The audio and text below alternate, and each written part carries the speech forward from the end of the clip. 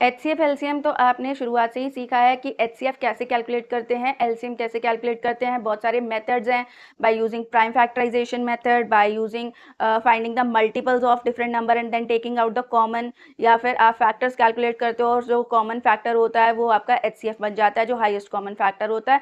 तो यहाँ पर हम मेथड्स कैलकुलेट कैसे करते हैं एचसीएफ एलसीएम उनकी डिस्कशन नहीं करें, यहाँ हम डिस्कस करें कब आपको एचसीएफ कैलकुलेट करना है, कब आपको एलसीएम कैलकुलेट करना है।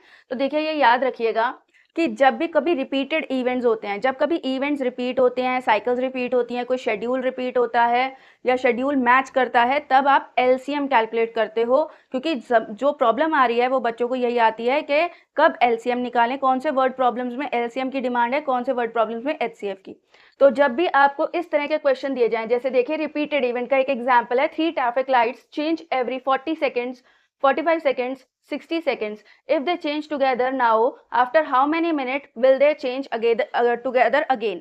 तो इसका मतलब क्या है कि ये एक इवेंट है जो रिपीट हो रहा है। अब वो पूछ रहे हैं ये इतने इतने बार रिपीट हो रहा है, अब बताइए कितनी मिनट्स बाद ये एक साथ रिपीट होगा। तो यहाँ पर आपको एलसीएम कैलकुलेट करना चाहिए।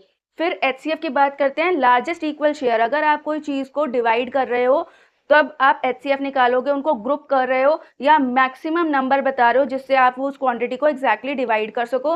एग्जांपल से समझते हैं, एक रेक्टेंगल गार्डन है 18 metre by 24 metre. What is the largest size of the square tile that can cover the garden without. अगर हम एक स्क्वायर टाइल से अपने फ्लोर को कवर करना चाहते हैं तो कितना साइज का टाइल खरीद के लाना है, ये हमें फाइंड आउट करना है। ये कैसे फाइंड आउट करेंगे, ये आप एचसीएफ से फाइंड करेंगे। क्यों लगाएंगे यहाँ एचसीएम और क्यों नहीं एलसीएम? तो देखिए, आपको क्या करना है, आपका जो भी गार्डन है उस गार्डन का जो लेंथ एंड ब्रेथ है, ठीक है, उसे आप डिवाइड करो छोटे छोटे स्क्वायर टाइल्स के फॉर्म में। तो छोटे छोटे स्क्वायर टाइल्स के फॉर्म में आप क्या करो, उसे डिवाइड कर रहे हो। तो आपको क्या करना है, देखो आप ग्रुपिंग कर रहे हो, आप डिवाइड कर रहे हो यहाँ पे। तो पूरी क्वांटिटी को आप सेम नंबर से डिवाइड करो। देखो विदाउट कटिंग द टाइल आप उसमें कितनी टाइल्स फिट कर सकते हो, कितनी साइज की टाइल आपको मार्केट से खरीदनी होगी। तो ये वाला कंडीशन आपका यहाँ लगेगा।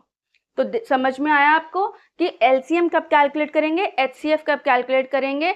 तो इस तरीके से आप अपने वर्ड प्रॉब्लम्स में फाइंड आउट कर सकते हो कि कब आपको कौन सा मेथड यूज करना है, कब आपको एचसीएफ यूज करना है, कब आपको एलसीएम यूज करना है। होपफुली ये कॉन्सेप्ट आपको समझ में आया होगा। ऐसे ही और कॉन्सेप्ट्स के लिए आप चैनल को फॉलो कर लीजिए और सब्सक्राइब का बटन दबा दीजिए।